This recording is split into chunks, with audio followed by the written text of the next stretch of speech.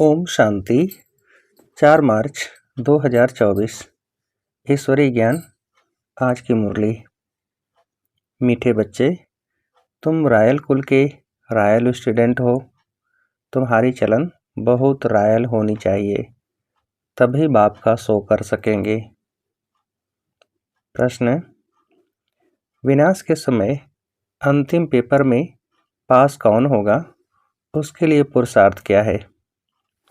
उत्तर: अंतिम पेपर में पास वही हो सकता है जिसे बाप के सिवाय पुरानी दुनिया की कोई भी चीज़ याद न आए। याद आई तो फेल। उसके लिए बेहद की सारी दुनिया से ममत्व निकल जाए, भाई भाई की पक्की अवस्था हो, देह अभिमान टूटा हुआ हो। ओम शांति। बच्चों को सदैव यह नशा रहना चाहिए कि हम कितने रॉयल स्टूडेंट हैं। बेहद का मालिक हमको पढ़ा रहे हैं। तुम कितने ऊंच कुल के रॉयल स्टूडेंट हो। तो रॉयल स्टूडेंट की चलन भी रॉयल चाहिए, तभी बाप का शो करेंगे। तुम विश्व में शांति स्थापन करने के लिए निमित्त बने हुए हो। श्रीमत पर तुमको शांति की प्राइज मिलती है, वह भी एक जन्म के लिए नहीं, जन्म जन्मांतर के लिए मिलती है। बच्चे बाप का शुक्रिया क्या मानेंगे? बाप आपे ही आकर हाथ में वहिस्त यानी कि स्वर्ग देते हैं। बच्चों को पता था क्या कि बाप यह आकर देंगे। अब बाप कहते हैं, मीठे बच्चे मुझे याद करो। याद के लिए क्यों कहते हैं? क्योंकि इस याद से ही विकर्म विनाश होने हैं। बेहद के बाप की पहचान मिली और निश्चय हुआ। तकलीफ की कोई बात नहीं। भक्ति मार्ग में बाबा बाबा करते रहते हैं। जरूर बाप से कुछ वर्षा मिलेगा। तुम्हें पुरुषार्थ की मार्जिन भी है। जितना श्रीमत पर पुरुषार्थ करेंगे उतना ऊंच पद मिलेगा। बाप, टीचर, सतगुरु तीनों की श्रीमत मिलती है। उस मत पर चलना है। रहना भी अपने घर में है। मत पर चलने में ही विघ्न पड़ते हैं। माया का पहला विघ्न है ही देह अभिमान। बाप कहते हैं, अपने को आत्मा समझो, फिर क्यों नहीं श्रीमत को मानते हो? बच्चे कहते हैं, हम कोशिश तो करते हैं, परंतु माया करने नहीं देती। बच्चे समझते हैं, पढ़ाई में खास पुरुषार्थ जरूर चाहिए। जो अच्छे बच्चे हैं उनको फॉलो करना चाहिए। सभी यही पुरुषार्थ करते हैं कि हम बाप से ऊंच वर्षा ले लें। कांटे से फूल बनने के लिए याद की बहुत ज़रूरत है। 5 विकारों के कांटे निकल जाएं तो फूल बन जाएंगे। वह निकलेंगे योग बल से। कई बच्चे सोचते हैं, फलाना ऐसे चला गया, शायद हम भी चले जाएं। लेकिन उसे देख फिर पुरुषार्थ करना चाहिए ना।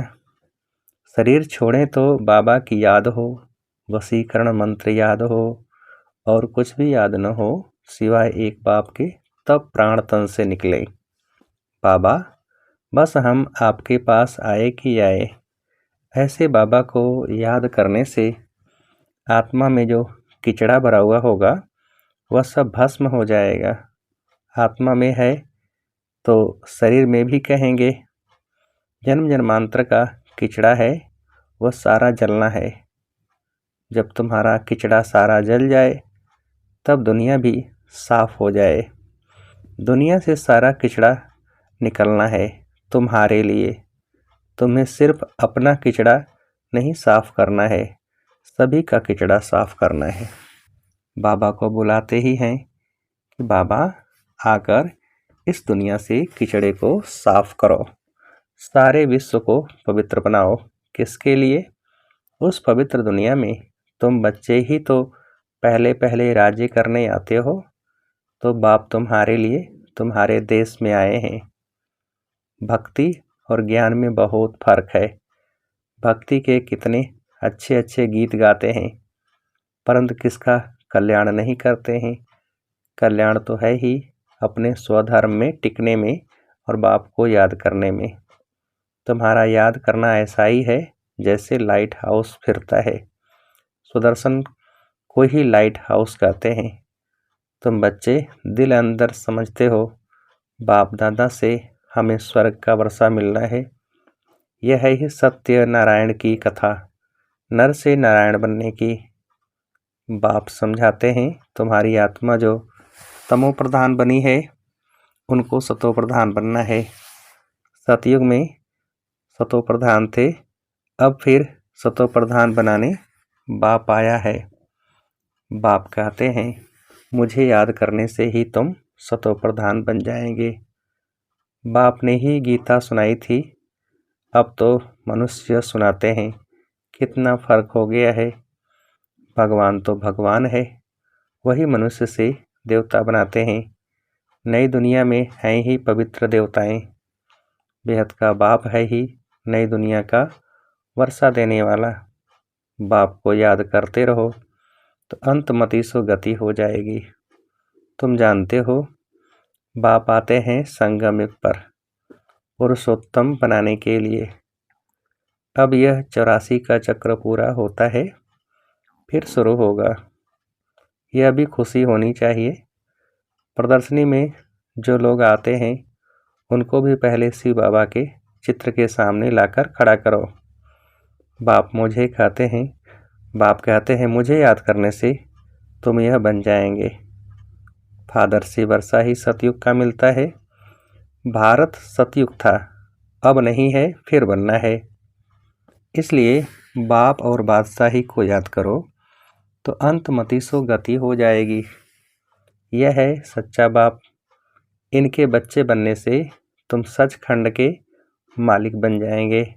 पहले पहले अल्प को पक्का कराओ। अल्प बाबा बे बादशाही। बाप को याद करो तो याद से ही विक्रम विनाश होंगे और तुम स्वर्ग में चले जाएंगे। कितना सहज है। जन्म जन्मांतर भक्ति की बातें सुनते सुनते बुद्धि को माया का ताला लग गया है। बाप आकर चाबी से ताला खोलते हैं। इस समय सभी के कान जैसे बंद हैं, पत्थर बुद्धि हैं। तुम लिखते भी हो शिव बाबा याद है, स्वर्ग का वर्षा याद है। बादशाही याद करने से मुख मीठा तो होगा ना। बाप कहते हैं मैं तुम बच्चों का कितना उपकार करता हूँ। तुम तो अपकार ही करते आए हो। वह भी ड्रामा में नूंद है, किसका दोष नहीं है।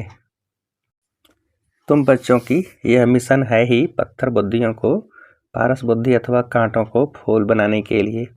यह मिशन तुम्हारी चालू है। सब एक दो को कांटों से फूल बना रहे हैं। उन्हों को भी ऐसा बनाने वाला जरूर किंग फ्लावर होगा। स्वर्ग की स्थापना करने वाला अथवा फूलों का बगीचा बनाने वाला एक ही बाप है। तुम हो खुदाई खिदमतगार। तमो प्रधान को सतो प्रधान बनाना यह खिदमत है और कोई तकलीफ नहीं देते हैं। समझाना भी बहुत सहज है। कलयुग में है ही तमो प्रधान। अगर कलयुग की आयु बढ़ा देंगे तो और ही तमो प्रधान बनेंगे। तुम जानते हो अब हमको फूल बनाने वाला बाप आया है। कांटा बनाना रावण का काम है, फूल बाप बनाते हैं। जिसको शिव बाबा याद है उनको जरूर स्वर्ग भी याद होगा। प्रभात फेरी जब निकालते हो तो उसमें भी दिखाओ कि हम प्रजापिता ब्रह्मा कुमार कुमारियां भारत पर इन लक्ष्मी नारायण का राज्य स्थापन कर रहे हैं। हम ब्राह्मण सो देवता बनते हैं, देवता सो फिर क्षत्रिय वैश्य। यह बाजोली है, किसको समझाना बहुत सहज है। हम ब्राह्मण हैं, ब्राह्मणों को चोटी होती है। तुम भी समझते हो हमने 84 का चक्र पूरा किया। बच्चों को कितना अच्छी नॉलेज मिलती है और सब है भक्ति। ज्ञान एक बाप ही सुनाते हैं। स्वर्ग का सर्व का सद्गति दाता एक बाप ही है। पुरुषोत्तम संगम युग भी एक ही है। इस समय बाप तुम बच्चों को पढ़ाते हैं। भक्ति में फिर यादगार चलता है। बाप ने तुम बच्चों को रास्ता बताया है कि यह पुरुषार्थ करने से तुम यह स्वर्ग वर्षा ले सकते हो। यह पढ़ाई बहुत सहज है, नर से नारायण बनने की पढ़ाई है। कथा का ना रंग है, क्योंकि कथा में एम ऑब्जेक्ट नहीं होती है, पढ़ाई में एम ऑब्जेक्ट है। कौन पढ़ाते हैं? ज्ञान सागर। बाप कहते हैं, मैं आकर तुम्हारी रत्नों से झोली भरता हूँ। बेहद के बाप से तुम प्रश्न क्या पूछेंगे? इस समय सब हैं पत्थर बुद्धि, रावण को ही नहीं जानते।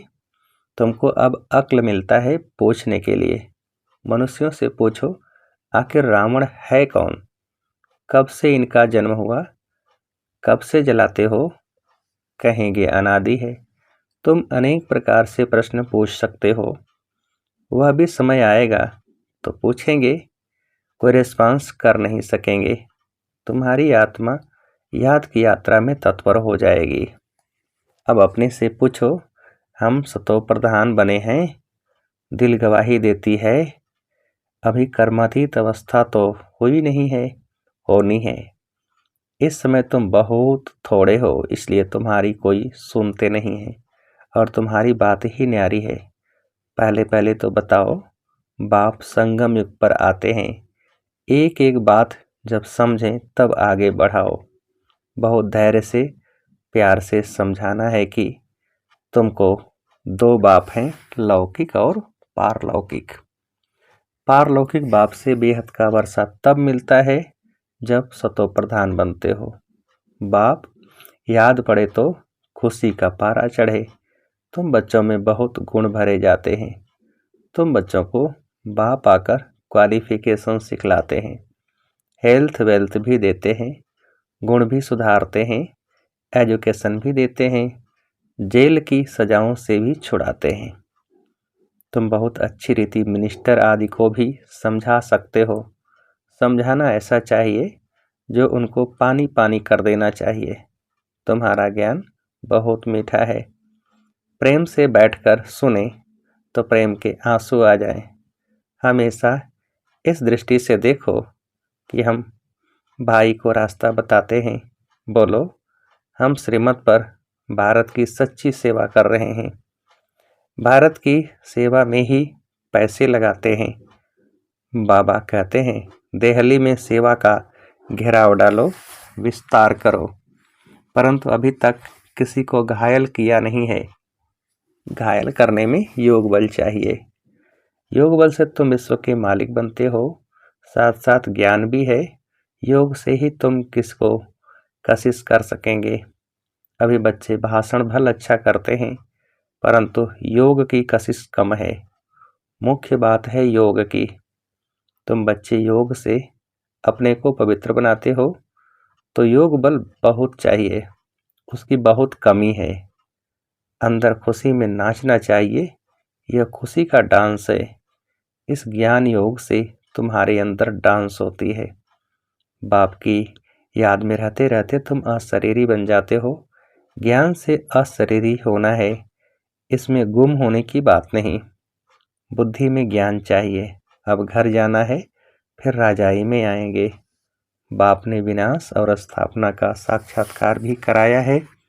यह दुनिया सारी जली पड़ी है, हम नई दुनिया के लायक बन रहे हैं। अब घर जाना है, इसलिए शरीर में भी कोई ममत्व नहीं रहना चाहिए। इस शरीर से, इस दुनिया से उपराम रहना चाहिए। सिर्फ अपने घर को और राजधानी को याद करना है। कोई भी चीज में आसक्ति नहीं हो। विनाश भी कड़ा होने वाला है। जब विनाश होने लगेगा तो तुमको खुशी होगी, बस हम ट्रांसफर हुए कि हुए।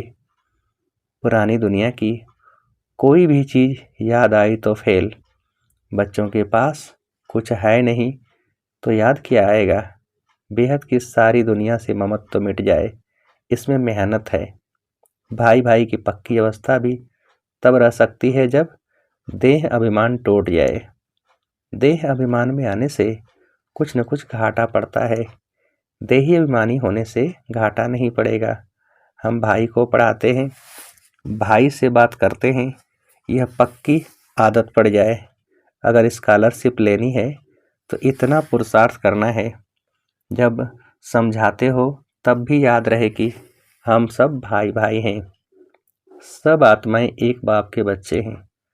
सब भाइयों का बाप के वर्षे पर हक है। बहन का भी भान न आए, इसको कहा जाता है आत्माभिमानी। आत्मा को यह शरीर मिला है, उसमें किसका नाम मेल का, किसका फीमेल का पड़ा है। इनसे परे बाकी आत्मा है। सोचना चाहिए, बाबा जो रास्ता बताते हैं वह बरोबर ठीक है। यहाँ बच्चे आते ही हैं यह प्रैक्टिस करने। ट्रेन में किसको बैच पर समझा सकते हो? बैठकर एक दो से पूछो, तुमको कितने बाप हैं? फिर उत्तर दो। यह है दूसरे का ध्यान खिंचवाने की युक्ति। फिर तुमको 2 बाप हैं, हमको 3 हैं।